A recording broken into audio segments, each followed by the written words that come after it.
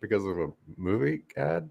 No, I think. Hang on, I'll tell you in a second. We're going live on Instagram, but it takes a second for Instagram to do its thing. All right.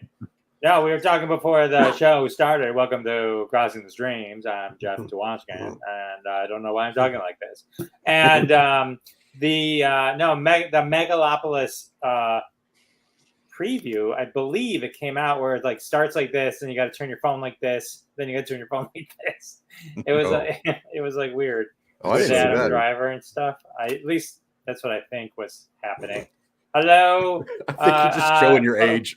What's up? No, I swear to God, it was messing with me. Why's my phone on auto rotate? I can't handle this. No, it was like it was. You think that was? I mean, I watched a trailer in the movies, and the movie screen didn't change, so I don't know. I mean, it could have been a different trailer. I have no idea. Well, it went down a movie screen. Anyway, welcome to Crossing the Streams, everybody, where we answer the universal question: what should I binge watch next? I just watched something, and now I got to watch something else. Well, you've come to the right place. We are ranked 83rd of all countries, top show in the world. Between us, we have 400,000 hours of binge watching experience. Between us, we are on episode 159. That means there are 158 episodes sitting there waiting for you after this one. That is a lot of binge watching suggestions, both movies and TV shows, old and new. If you're on Instagram, you can comment YouTube to get our YouTube link. That's a good one. All right. There was, shall I say, a disturbance in the force. James Earl Jones passed away. Yeah. Upsetting. That was Darth Vader for those.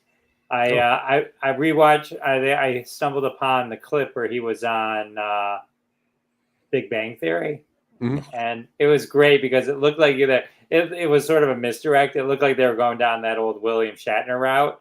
Oh, you like Star Wars? And he's like, so do I. Yeah. It was great. Just so many epic roles. Yeah. And and upsettingly, he's never gonna be able to see Mufasa, the return of Mufasa. Did he voice it? Did he voice it? No, it's a prequel. No, actually, the guy who's in that new Rebel Ridge is playing Mufasa because it takes place younger. But that's my boy. He did come back for the other live action. Yeah. I saw Rebel Ridge. I loved it. I've never seen him in anything else, but I'm really excited. Yeah, he's a mid-size sedan. We are talking about the same Rebel Ridge that Zack's going to talk about that later today. So you guys saw that, and then we're going to talk about Beetlejuice, and I'm doing this kind of backwards, but yeah, we got Beetlejuice, and The Perfect Couple on Netflix. Yeah. And then last week we talked about Knox Goes Away. So this is a back-to-back Michael Keaton episodes. We talked about Jackpot, The Crow, and Pop Star. Never Stop, Never Stopping. Oh, I listen to that soundtrack every day of my life. That movie makes me laugh so much. It is fantabulous. Yeah. What else? Is there anything else big besides having to move your phone for the Megalopolis trailer? I didn't have to do that, so I'm excited to watch that trailer because that seems cool. Because he has been talking about this movie for 40 years. This has been the thing that he's been trying to pull off for so long, and finally is just able to do it because he's just an old man with so much money. But yeah, I'm super excited because every time there's a movie coming out and you watch interviews with him and they're like, so what's up with Megalopolis? And he's like, I'll get to it soon. And it's finally here. And I'm excited to see it. It's going to be cool. We got some Mick, Dale Andrews. Thanks for tuning in, sir. Thank you. And then hello. James MCD Reviews. Oh, man. James, what's up, pal? The James Earl Jones doing the alphabet was amazing. I would say, oh gosh, what was his name? Doing Green Eggs and Ham. Jesse Jesse Jackson, Reverend Jesse Jackson. Cool. Did he? I didn't know he did that. On Saturday Night Live, he did when Dr. Seuss died. He read Green Eggs and Ham. Both of them had both amazing voices. There's another one, James MCD, is look up James Earl Jones, David Letterman, where they had the top 10 things that just sound better when James Earl Jones says it. Oh, God, that's great. It's so great. It's so great. Jeff, let me ask you real quick. And Zach, tell me what you think, too, with the new Saturday Night Live movie that's coming out. It's getting, generating some heat. Like, either people really loved it or they really hated it. So are you excited for it? And Jeff, you interview plenty of people from Saturday Night Live and you love that show. So I had literally no interest in it. But when it started getting good reviews and like that it was good and Jason Reitman's potentially best film, I haven't really been impressed with his Ghostbuster ones.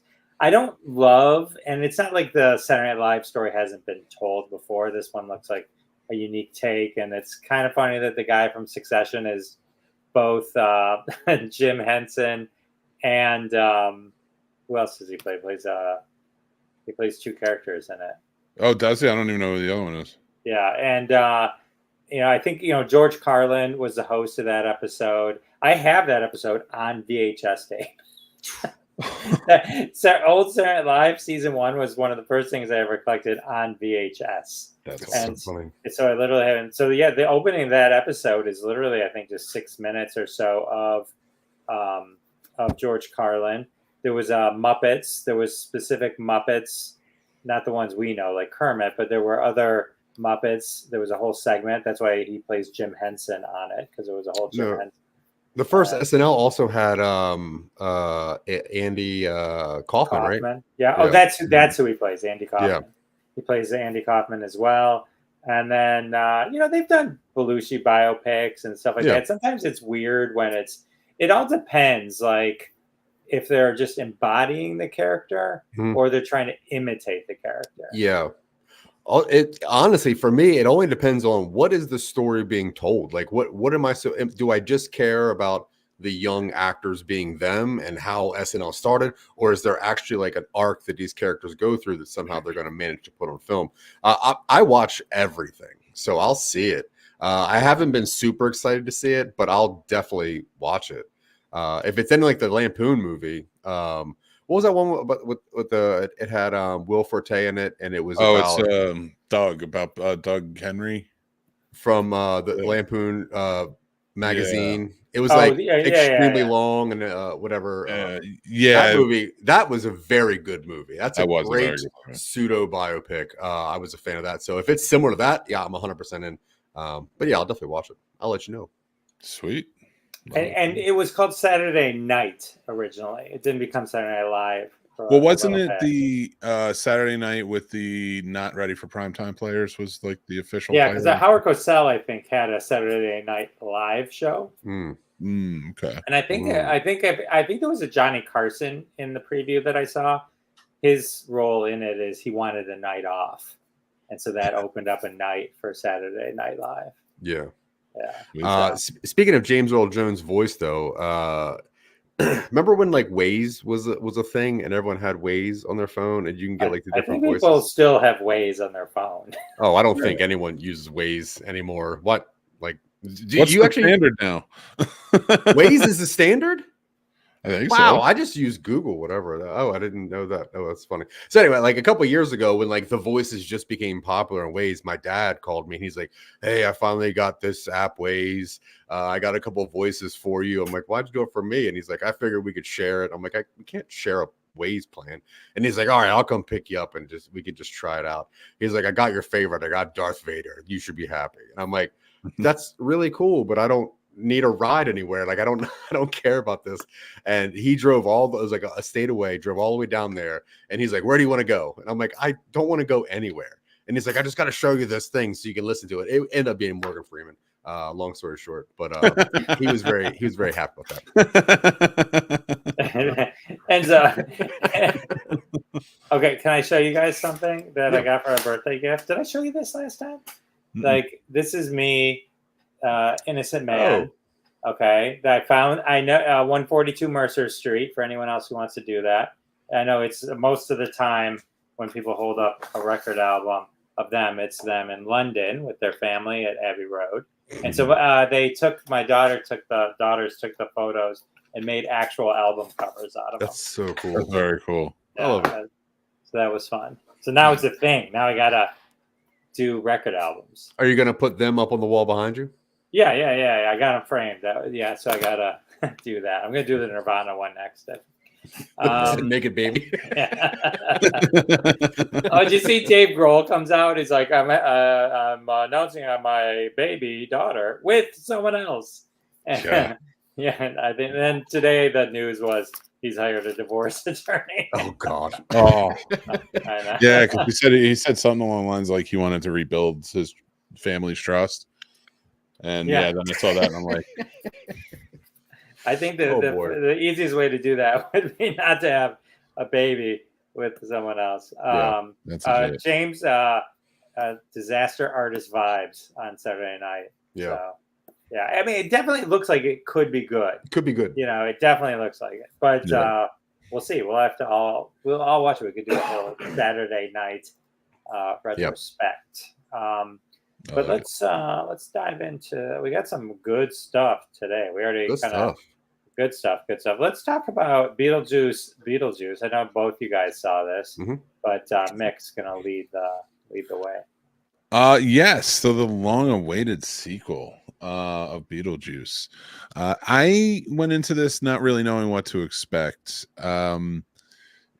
I like the original movie. I'm not a fanatical like a lot of people are, and it seems like more and more like the cult of Beetlejuice has been growing over the last like 10 or 15 years, but more and more. And which is great. I mean, I think it's a great movie, one of Tim Burton's best.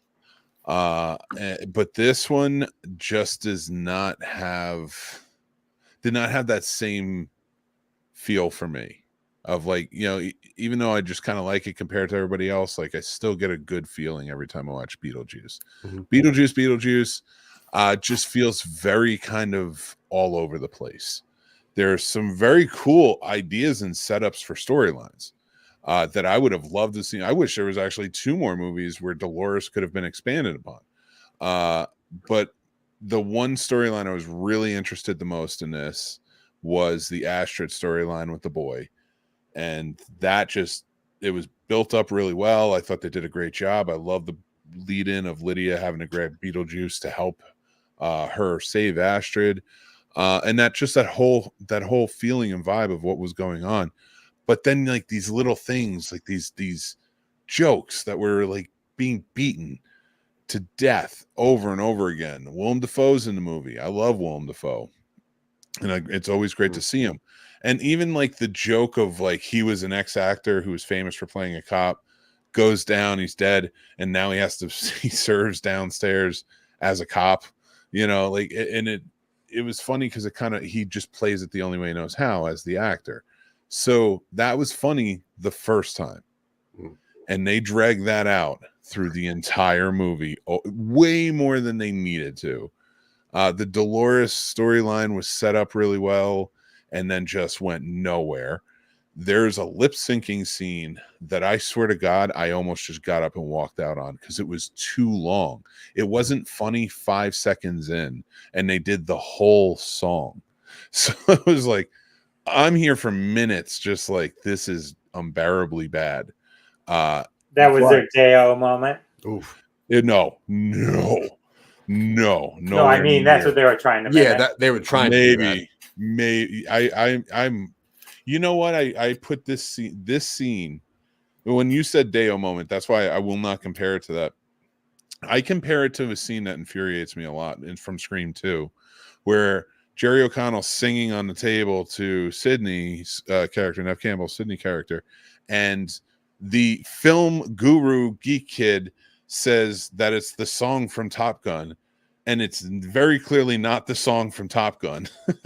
And it's not even a similar scene to the Top Gun scene. So like that is a scene that involves music that has always pissed me off in movies. This is second to that. This pissed me off so much because I was like, this is uselessly long and stupid. but I want to give it its the acting was good. Catherine O'Hara shines amazingly in this. Michael Keaton doesn't miss a beat, neither does Winona Ryder. I thought they both everybody just did a fantastic job. What they did with what's his name's character, Charles I can't remember his real name, Jeffrey something. Yeah. So like what they did with his character to kind of bring it in was really good. All those little subtle jokes were funny, like the shark fin tombstone and all that stuff. So there's a lot of really funny elements to this. The set design is amazing. I mean, but it's Tim Burton, of course, it was going to be. The costuming, the effects, all of it was just truly great. It was too much in it. I just wish there was more direct. How was Wednesday? She was great. She did a really great job. I mean, they didn't utilize her well enough because they cut her storyline out. Yeah. And then just was kind of like done. So actually, I'm going to disagree with you as far as opinion on that one. I felt going into it, my problems were I'm worried about what they're going to do with the dad because I hate that character and he's a big part of the first one. I'm worried that it's going to be too much Jenna Ortega because that's like what's happening right now. And I was kind of worried the Beetlejuice is going to be overused. I will say that I was happy with how little Jenna Ortega's in it because I thought that her storyline seemed like it was an afterthought, like a Goosebumps kind of a tale, when I think that Winona Ryder should have been more of the star of the movie because she is the star of Beetlejuice. I like that, having what they did with the dad character and having Catherine O'Hara have to go find him, I thought was interesting. And that's a really cool way of using Beetlejuice. But I agree with you. In this movie, there are 3 bad guys. And at one point, they all just kind of go away. It's just very weird, like how they just resolve all 3 of these pointless bad guys.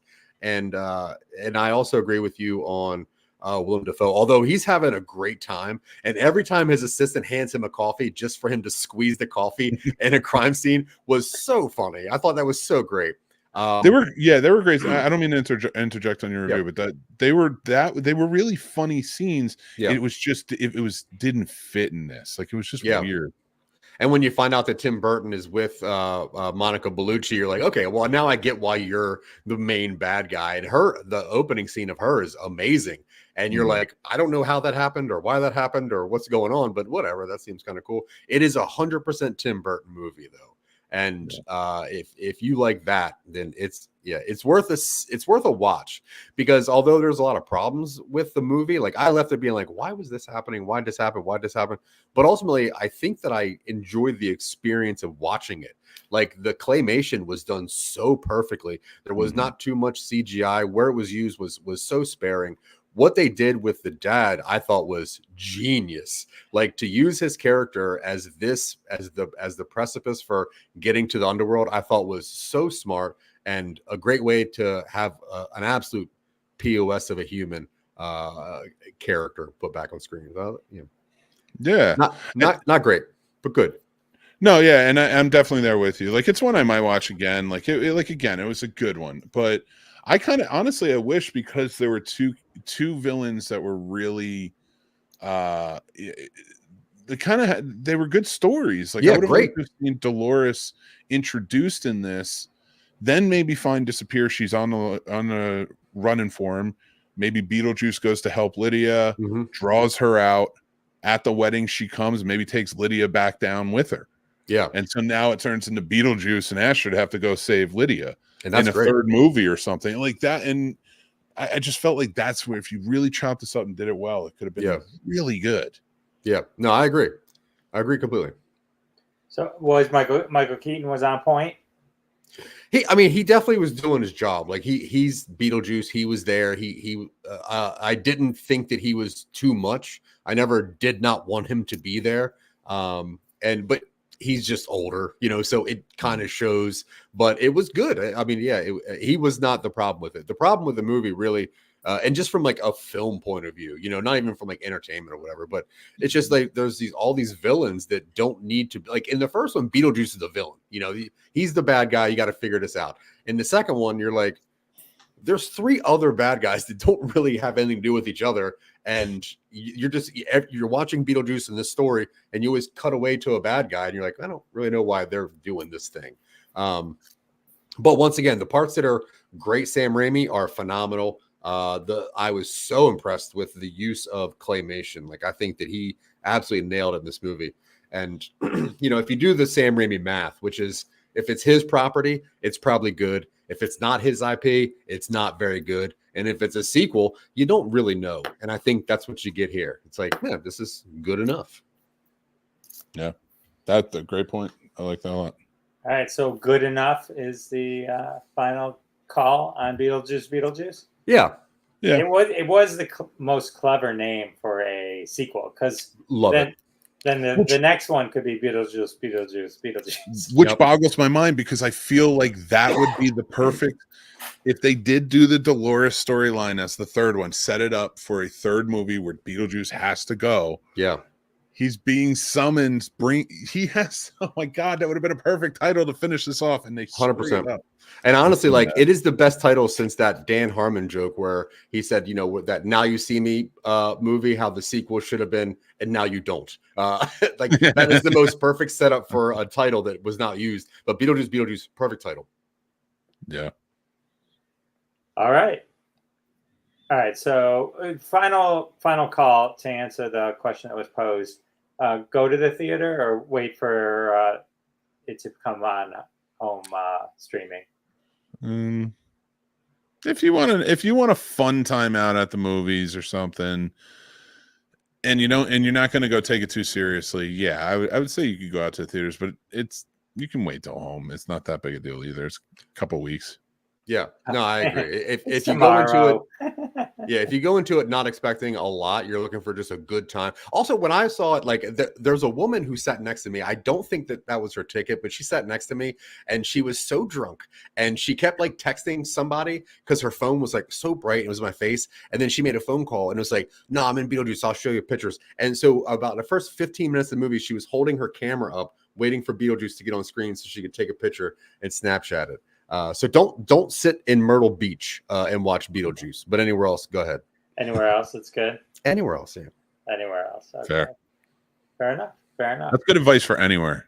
That is good. That is great advice. I wish somebody gave me that advice when I moved here. Right. Yeah. True. All right. You want a good movie in the theater? See Blink Twice. That movie was cool. Blink Twice was pretty interesting. I like that movie. Let's talk about. I'll go next. Let's talk about The Perfect Couple.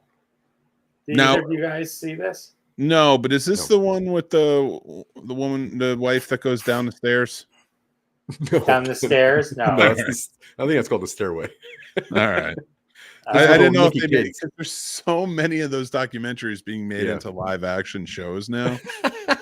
Is this the one? Because I think there's another one that on Peacock that's like has an ensemble cast. It's called like the Ties That Bind Us or something like that. Oh yeah. And I think either one of them's about the staircase. I know that's so funny. It's so funny. I will say that there is no staircases in The Perfect Couple that I remember. I don't even remember. This Perfect Couple series, which just debuted September 5th on Netflix. Not something I would probably normally watch, but my wife's like, "Hey, I just watched the first episode. If you watch it, I'll wait for you." And so I downloaded it when I was coming back from Dallas, and I watched it on the plane. I was like, "Oh, okay, I enjoy this. I get it." Okay, so what this is about? It's a book. It's an adaptation from a novel, also called The Perfect Couple, that was written in 2018, so not too long ago, by Elin Hilderbrand, and it is it's a mystery drama. It's there. You come in and there's a very lavish wedding. This is very rich people, a lot of money on this Nantucket and their Nantucket home, and lavish wedding. And there is at the end, the next morning, before the wedding, so after the rehearsal dinner, a body washes up on the beach, and there's a member of the cast that is dead. I'm not going to say who, because while it's very clear, very fast, it is the big reveal at the end of episode 1. So I don't want to ruin that. I will say, if you read the book, it's my understanding, and what I've done and what I've looked into, that the miniseries diverges a lot from the book, including the ending. So this stars Nicole Kidman. She seems to be having a run of television shows. I will say she's very good in this one. The last one, she kind of played a Russian. I like her just white rich person in this one. I think she plays that a little better. And then you got her husband. She's Greer Winbury, and then her husband is Liev Schreiber. You may know him as Sabretooth from not the original Sabretooth, Ray Donovan, and many other things. And then some of the other Megan Fye, she plays the Maid of Honor. You know her from White Lotus and probably some other stuff as well. And then the bride is Eve Hewson, who is very good, and of note is the daughter of Bono. So Jason Taylor watched. Let's see. Yes, I think. All right, good. We're tracking. Hey, mostly good's good. Yeah, mostly good. So Dakota Fanning is in this. If you're a fan of Dakota Fanning, she's all grown up, and she's really great in this. It's about a rich family who lives on Nantucket. There's a murder on the property, and they don't want to fully cooperate because Nicole Kidman's character is a very successful author. She's about to do a book launch, and let's face it, a murder on your property before you're doing a big thing can screw up your plans a bit. Can we all agree that a murder is not convenient, especially when keeping a very specific public persona is your key thing? So they would kind of want to keep it, quiet. Now the cop is Michael Beach. He's great, and then he's the local cop that Liev Schreiber keeps insinuating that should back off because they donate a lot of money. And then Donna Lynn Champlin plays the kind of fish out of water cop, but she's a badass cop. But by fish out of water, I mean she's not rich. She doesn't fit in like at that level of society. But oh my goodness, I love her. Now, I saw a lot of things on TikTok and stuff, and I think people read the book maybe, or there were some people that didn't love it. The Rotten Tomatoes is a 61%, and then audience 67%. I'll say I'm at the higher end of the audience recommendations. I found this extremely enjoyable, and I gotta tell you, I never figured it out, and I was always guessing along the way, and it was an interesting kind of way they did it, where they sort of like when you're playing Clue, and okay, it wasn't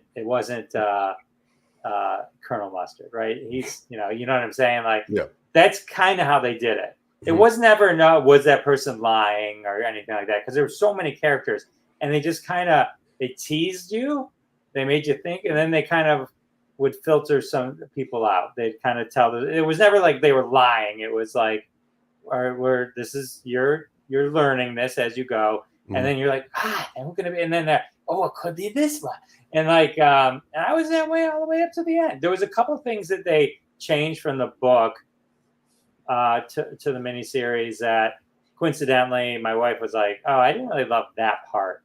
And I didn't love that part of the story, or that explanation of who that person was. And those things, inevitably, none of those were in the book. They were made just for the miniseries. Now, that was just her kind of gut, because she didn't have the book to really compare it to. I haven't read the book. Just watching this, I found it very fun and bingeable. And I will say, not since Peacemaker has there been an opening credits that you will not skip. And it's in the same vein. It's like they're dancing, and they're doing this dance at like the rehearsal dinner, and it's just like it's very short, so there's no reason to skip it, but it's mesmerizingly fun to watch. Oh, Jason says he guessed the kill. Jason, you didn't guess the killer. You're a liar. Jason Taylor is a liar. I don't know. He's a Matlock fan. Now. I declare it right now. It is very fun. Okay, right. Because the opening credits is sort of a yeah. Is it a dark show, or is it more? Is there a comedic element? It's just I don't know. I wouldn't say it's dark. I guess there's some dark elements of it. There's like betrayal. There's this. There's that. How many episodes is it? It's not a comedy by any means. 6 episodes, or about 45 minutes, maybe 50 6 minutes episodes. Each. And then I'll give you the Jason Taylor challenge, which is try and figure it out, I guess, by the 4th episode. But I say just guessed and had no idea. Man, these short seasons. Well, you know what? When it's a book, I mean, like, there's only so much you need to do, right? I mean, if you're inventing the full story, if it's a book, there's only, I think it's, keep it tight. Keep it as tight as it needs to be. You don't need to make it longer than it needs to be. But is it as good of a mystery as like Only Murders in the Building? Because I thought, especially season 1, the way they plotted that out and had you guessing and knocking people out, like it can't be this person because of this. Is it like that? Because I didn't get a chance to watch this yet. I don't know if it's like the greatest mystery murder. I mean, how hard could it be if Jason Taylor figured it out? Once again, Jason Taylor watches Matlock. That guy solves crimes. I'm just giving Jason some fun love, but like I enjoyed it. I thought it was good. I thought they reworked it from the book. I mean, after I read what the book was about, I don't think I would have been happy with the book ending. I'll tell you that. And so. I enjoyed it. I thought it was it made sense, at least. I could see. I watched it just to enjoy it, just to be honest with you. So it wasn't like I was trying to figure out the murder per se. I mean, it was in a fun way, not a Jason Taylor way. But wait, I'm kidding. Damn, Jeff, on our 4th anniversary. I'm kidding around, dude. You guys have been together for 4 years, Jeff. Nice. No, I'm just joking around with you. I'm only joking because I said I couldn't figure it out, and you're like, I figured it out.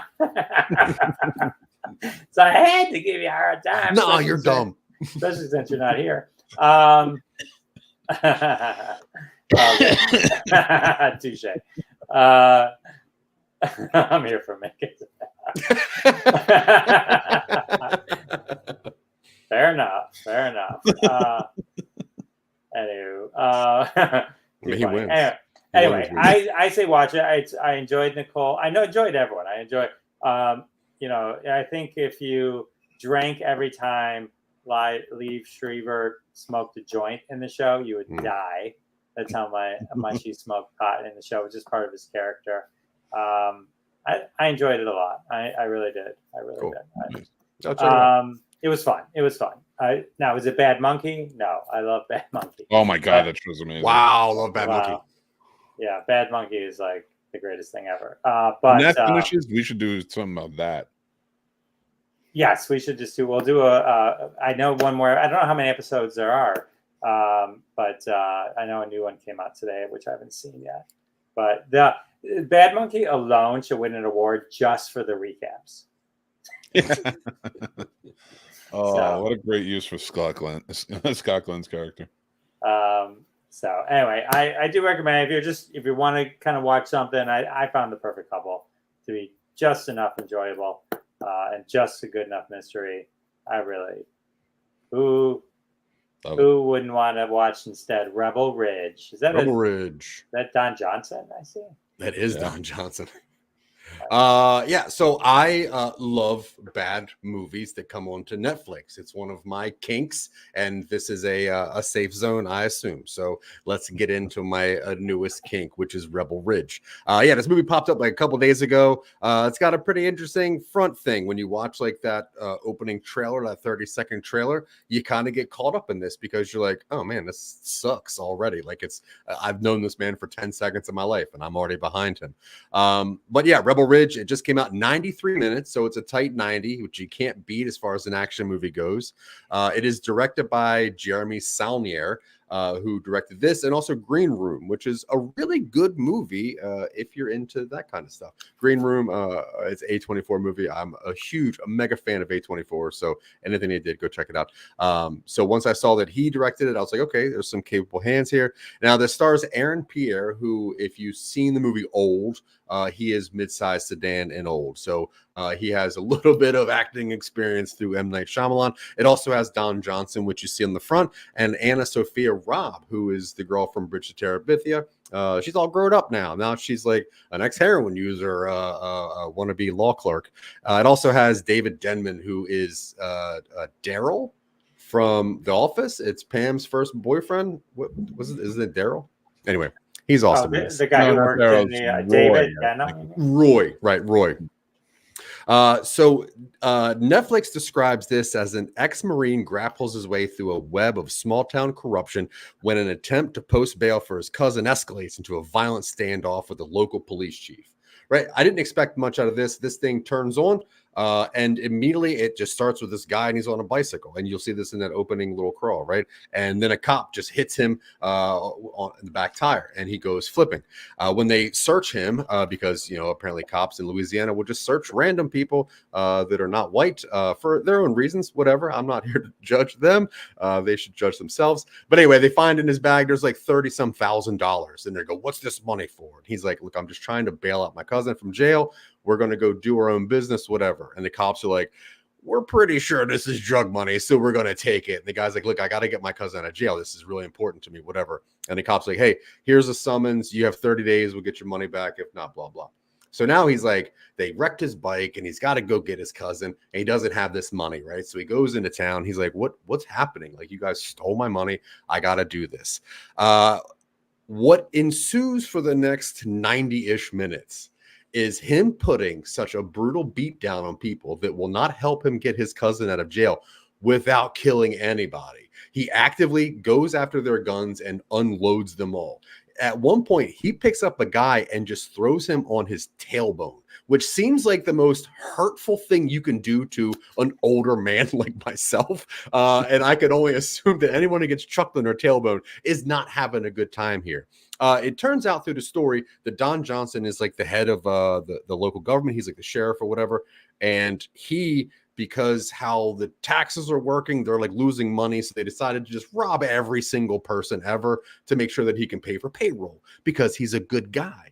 And then you're like, oh, maybe the cops aren't that bad. Maybe they should be stealing from every human to make sure they can pay for more cops to be around. I don't know. I'm not here to judge. They should judge themselves. Either way, this movie is it's tight. It is action-packed. A lot of people make some impressive choices. The action is very good. It turns out that this guy is like a martial arts instructor for the Marines. And there's this weird little Wi-Fi hiccup in the movie, and they can't figure out who he is until it's a little bit too late for Mr. Don Johnson. But yeah, this movie is a blast. I had a really good time watching it. It turns out really cool. It does not go the way you expect it to go. There was a couple twists that I was like, oh, I can't believe they did that. I'm really super excited to see this. I even try to watch a lot of movies with my wife just to get her perspective on things because, she's not as smart as I am when it comes to movies. And I like to see what the layman thinks about certain things. And she really liked it. She thought that a turn for people that have to make choices based on what they think is most important, no matter if you kind of know that you're wrong. And she was a fan of that. And I agree with her on this instance. In this instance alone, I agree with her. She did a very good job. No, seriously, Rebel Ridge, quick, easy watch, and you will not regret it. If you do, I'll give you your money back. Yeah, great review on that. Thank you. I loved it. I thought it was such a good movie. It was a better version of First Blood, and I love First Blood. Don't get me wrong, but it is a better version because honestly, like the restraint he shows throughout, is wonderfully done, and and to see such a great antagonist in Don Johnson who has no restraint. There are points where they're just like, Chief, what are you doing? Like, I just really enjoyed the dichotomy of this movie and everything they brought into it. And doing a little bit of research, it turns out that this movie was originally cast in 2019, and John Boyega was supposed to be the lead character of this. And he actually went all the way, I think, middle of post-production on this movie until COVID hit, and he wasn't able to do it anymore. And I was trying to think if I would have rather seen John Boyega. I think that the acting would have been better, but the action would have been worse. The amount of power that this man possesses in such a short amount of time and so quickly to just unload their weapons, to not really kill somebody, but make sure they do not want to go against him again. And Don Johnson is doing a great job. And if you guys don't know, he's famously Dakota Johnson's dad, and that only. So if you're looking for that kind of awesome Southern, I'm a man of power kind of acting, and Don Johnson brings it, and he did a great job. And great antagonist. Yeah, I agree with you on that one. Charismatic too. He brought a charisma to it that, like, there are points where he's talking and you're like, you can't help but like him at some point. Yeah. And you're like, how is his daughter's acting so bad when she can look at his dad, who is so great? But no, I seriously, I couldn't, like, this movie, I think is getting like 7 out of 10 reviews. I think that's a little bit low. I think that the acting could be a little better. I think the underlying story, what they're trying to tell, and the subtext of everything is spot on. Yeah, I love it, and I'll watch it again tonight. Amazing. Great review. I have a couple questions for you guys on other shows. Mm-hmm. So, have you ever watched Slow Horses? I haven't watched it, but I've heard of it, and I've heard good things. No, I've never heard of it. Okay. Slow Horses is Gary Oldman. He's the star. It's on Apple TV. It's like 5 seasons. It's like it's supposed to be really, really great. I started watching the second episode, and the accents were just too much for me. I wasn't focused enough to then also deal with the accents. You know what I mean? Trying to figure and read and all that kind of stuff. So I have to give it another chance. And then I am caught up on Only Murders. No spoilers, but it's amazing how great a season 4 show this is. So I think it's a really clever show, and it has so much heart. And that first season, you can't help but love these characters after season 1. Like, I absolutely adore the show, and I think that the way that they break the mysteries down is in season 1 absolutely great. I think in season 2, it kind of gets a little lull for a second, but I love these characters so much so that I made my wife watch all the Father to Bride movies, well, both of them, yesterday, and we just spent all day just crying, being like, "Oh, he is such a good actor." No, I love Only Murders. Great movie. I agree with you. Season 2 was a little slow. I remember that now, but season 3, which they've carried on with season 4. They figured out how to master bringing in new characters and having them be very impactful, and really kind of reinvent the show in a creative way. And honestly, once season 2 started and I saw Amy Schumer, I literally was like, well, I hate this season, so I don't care. Right. I mean, they got Zach Galifianakis, Ava Longoria, and Eugene Levy all playing themselves. Great. So great. So good. So good. That's such a great setup. Yeah. Yeah, it's the setup is they're making a movie of the podcast, but it's done kind of in a unique way. You know, it's like sometimes those can go the exact same way, but they've always done it. I always thought, like, I think this was season 1. One of the best shows, I think, of any episode of any show I've seen in a long time, where it was all done from the point of view of the son who was deaf. Theo. Yeah, and it was like there was no sound in the whole episode, and it's a brilliant episode. Yeah, Aziz Ansari, his show, he had an episode where there was no sound whatsoever, and if done right, and the episode of Only Murders in the Building did it absolutely perfectly.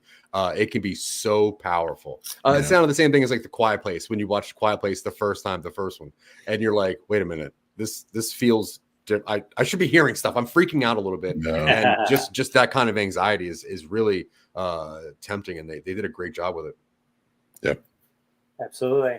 All right. You know who else did a great job? Us tonight. So good. So good. Love it. Thank you guys for hanging out again. Thanks for having us. Always a blast. Always a blast. Thanks for everyone who joined. It's our pleasure. The Instagram. Mick, plug your scene snobs and all that good stuff.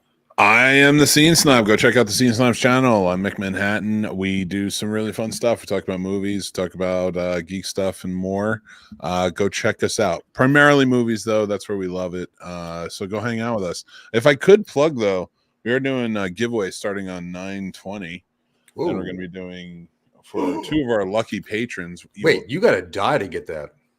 That's what I wanted to ask. How did they write out Gina Davis and Alex? There was tiny models in the very opening shot, but that was it. They didn't use them. Yeah, they just said that they found a loophole for them to move on, and that was all. Yeah, so I'm doing a giveaway of these starting at 9/20. We will announce the winners on so one lucky patron will win the cup, one lucky patron will win the popcorn bucket, and yeah. Go join. All you have to do is join up on our Patreon. Free tier, paid tier, whatever. It doesn't matter. Yeah. That also gets you in our Discord. We have lots of perks like newsletters and stuff on there. So go check us out. Appreciate you. That's cool. Yeah. Thank you. I hope everybody signs up for that because I'm also I'm hoping that I win this one as well as I win everything, which I try too hard. I hope you win. Plug your stuff. I hope I win that one. What's up? Away. Listen, honestly, don't even think that I matter at all. Go check out 3 Geeks podcast. They do some really cool stuff. They do that Remake Revolution. Also, Jason does his Matlock breakdown, which is so addictive for some reason. I don't like Matlock, but I like Jason talking about Matlock for some reason. And that's good enough for me. So once you're done watching all 3,000 hours of Dwoskin, go check out 3 Geeks. Check out the 3 Geeks. All right. That's awesome. Thank you guys so much. And we'll be back every Wednesday. Check out Classic Conversations if you'd like. That's my fabulous podcast. And that's it. R.I.P. James Earl Jones. And we'll see you next time. Bye. Adios. Later, Jim. This AI stuff is going crazy, though. These photos on Facebook. You seen these AI photos on Facebook? Where it's like military people and their birthdays, and it's like, why can't this thing trend? # Scarlett Johansson. Why is that?